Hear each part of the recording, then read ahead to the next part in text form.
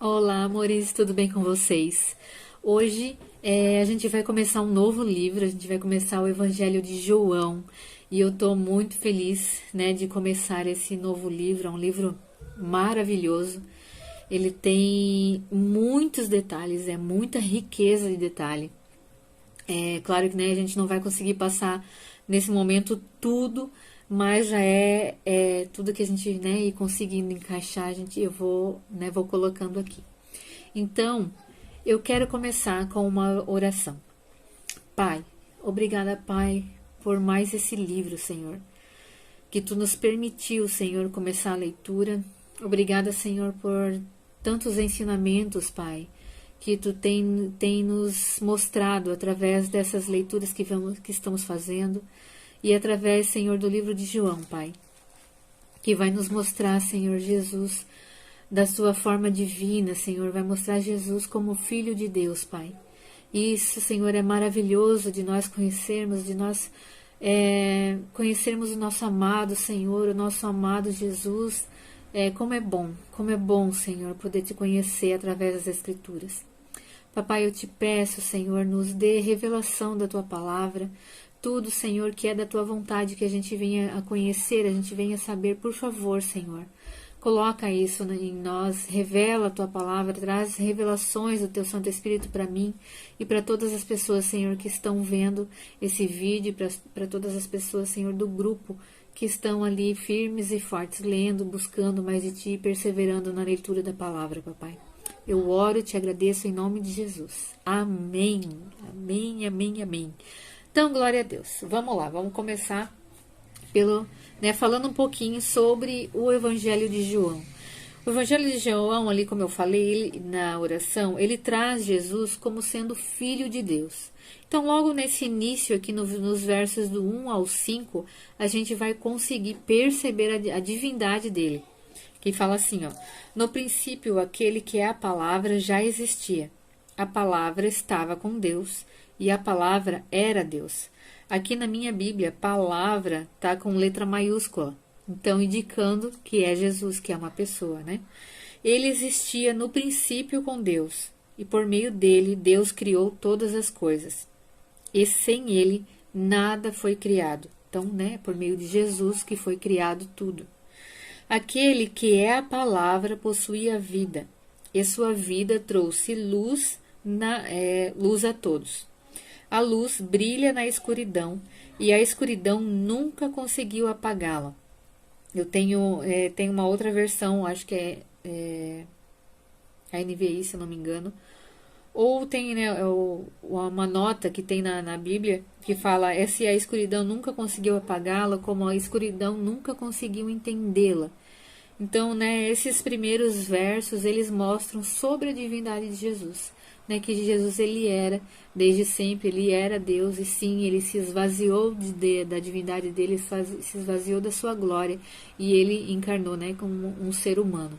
A gente vai falar um pouquinho mais sobre isso a seguir ali, tá bom? Então,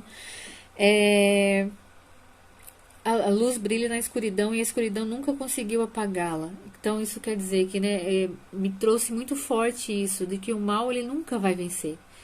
Ele aqui já está bem claro isso. A escuridão nunca conseguiu apagá-la. Ele não vai conseguir apagar nunca, né? O Jesus, ele brilha, ele evidencia, ele afasta a escuridão, ele dissipa as trevas.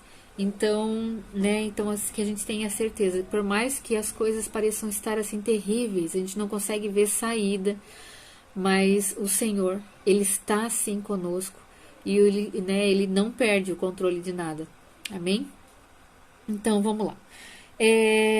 No verso 9, eu quero ir com vocês, que vai falar assim, ó: aquele que é a verdadeira luz, que ilumina a todos, estava chegando ao mundo. Então, o Messias, ele foi anunciado por vários profetas, né? E aqui nesse caso a gente vai ver um pouquinho mais para frente aqui, no primeiro capítulo ainda, que João Batista foi um desses profetas. No 12. Mas a todos que creram nele e o aceitaram, ele deu o direito de se tornar filhos de Deus. Então, né, mais uma vez afirmando que quando nós cremos e o reconhecemos e o aceitamos, nós somos salvos. Amém? Então, como a gente viu, né, sobre a natureza divina de Jesus, então Deus, ele habitou, né, temporariamente entre os homens, né? Ele esvaziou de sua glória, ele, né, se fez homem, e ele, sim, ele é Deus por inteiro, e ele é homem também por inteiro, né? Ele tem as duas naturezas por inteiro. Ele não era um pouquinho Deus ou um pouquinho homem, não, ele é tudo, né? Ele é Deus e ele também é homem. Amém? Então, como ele, né, João aqui ele faz menção a essa plenitude da glória que habitou em Jesus, porque, né, para fazer essa menção lá com o tabernáculo no deserto, que a glória de Deus também desceu e habitou entre eles temporariamente. Amém? Então, né, Jesus é o tabernáculo, então a glória de Deus também habitou nele. Amém? Vamos lá para o 14. Assim a palavra se tornou ser humano, carne e osso, né, como a gente está falando, e habitou entre nós. Ele era cheio de graça e de verdade, e vimos a sua glória, a glória do Filho único do Pai. Então, lá para frente, no 16, vai falar assim, ó, de sua plenitude todos nós recebemos graça sobre graça. Então, o que isso significa, né? A graça, né, que é a pessoa de Jesus, a graça é uma pessoa, ela nos salvou, né? Ela nos salvou do inferno, ela nos salvou do pecado, ela nos salvou da morte espiritual, né? Ela nos salvou da maldição. E o que é graça sobre graça? Tem essa graça que nos salvou, e tem essa outra graça. O que é? Essa graça é aquilo que está disponível para nós executarmos as nossas tarefas, para fazer o que é aquilo que é da vontade do Pai, para sermos melhores cidadãos, melhores pais, melhores mães, melhores filhos, melhores em tudo. Essa é a graça que está disponível. A gente, né, está disponível para nós, a gente pode usar dela. E, né, assim como Paulo falou, né, em várias cartas que ele escreveu, ele falava assim, que a graça e a paz lhe sejam multiplicados. E é isso, né, que essa graça que faz você executar as coisas que o Senhor te chamou para fazer com excelência, com bondade, com generosidade, tudo aquilo que tem o dedo de Deus, né, que tem ali as características de Deus. Então, essa é a graça que nos faz sermos melhores. Amém? Então, né, só falando mais um pouquinho, Deus, ele prepara tudo, né? A graça, na verdade, de Deus para tudo na nossa vida.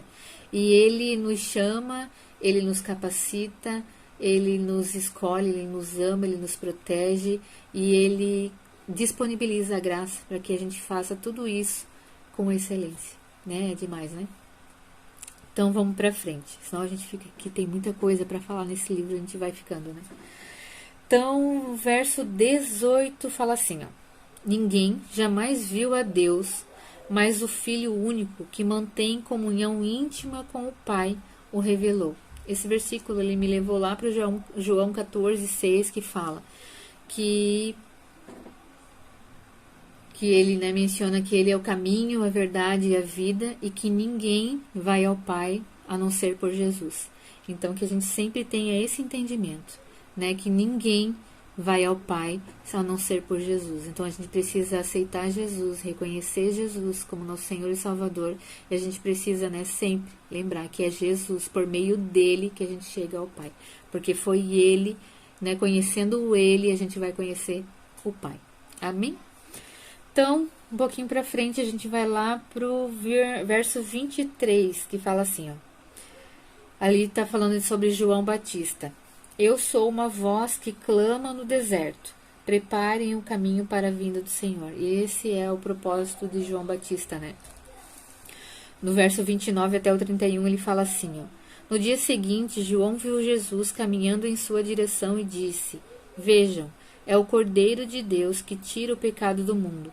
Era a ele que eu me referia quando disse, um homem virá depois de mim, muito mais poderoso que eu, pois existia muito antes de mim. Eu não o conhecia, mas vim batizando com água para que ele fosse revelado a Israel. né? Então João estava fazendo isso até que Jesus fosse revelado, para revelar Jesus, né? Então, no 33 ele explica, ele fala, né? Então, eu não sabia quem ele era, mas quando Deus me enviou para batizar com água, disse-me, aquele sobre o qual você vir o Espírito descer e permanecer, esse é o que batizará com o Espírito Santo. Eu vi isso acontecer e, portanto, dou testemunho de que ele é o Filho de Deus. Aqui é o cumprimento do propósito de João Batista. Então, né, depois daqui, João Batista ele devia parar de batizar com água, né, parar de anunciar Jesus, porque Jesus já chegou, e deveria acompanhar Jesus, ser um discípulo de Jesus. Mas a gente vê, né, que não foi isso que ele fez. Então, a gente vai lá para o verso 42 agora, que fala assim, quando Jesus começa a chamar os seus discípulos, né? E ele fala, quando ele chama Pedro, você é Simão, filho de João, mas será chamado Cefas, isso é Pedro, né? Querendo, nos mostrando e nos dizendo que quando o Senhor ele nos encontra, pode ver que é o Senhor quem nos encontra, ele nos dá uma nova identidade, né? Uma identidade de filhos, ele troca o nosso nome. E porque, né, a gente, ali nos evangelhos, a gente vai conhecendo um pouquinho de Pedro, a gente sabe que Pedro, ele era impulsivo, ele era instável e não tinha nada a ver com pedra, né? Mas olha só, não é o que nós vemos, mas é o que o Senhor vê, né? O Senhor via Pedro como uma pedra, né? E ali mais para frente, depois em Atos, a gente vai ver que Pedro se tornou uma das colunas da igreja, né? Então, para finalizar, o verso 50, ali na parte B e o 51. Ele falando ali para Natanael, né? Você verá coisas maiores que essa. E acrescentou, eu lhes digo a verdade, vocês verão o céu aberto e os anjos de Deus subindo e descendo sobre o Filho do Homem. Então, né, eu declaro isso sobre as nossas vidas, que nós veremos coisas maiores do que essas. A gente vai, né, ver muitas, o Senhor afirma em outras passagens também, que muitas outras coisas a gente vai fazer, a gente vai ver, em nome de Jesus, que isso cumpra sobre as nossas vidas, né? Tem aqui, nesse capítulo de João, tem muitos detalhes, né? Se a gente for ver versículo por versículo e fazer um estudo referente a ele, a gente vai ver muitas coisas, né? Muitas coisas se cumprindo, né? Profecias se cumprindo, o que foi falado lá atrás se cumprindo aqui né, na vida de Jesus.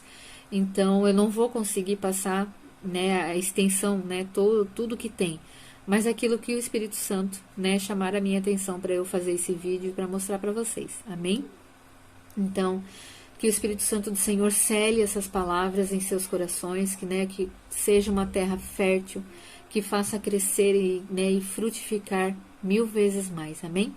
Então, um beijo enorme, preciosos e amores.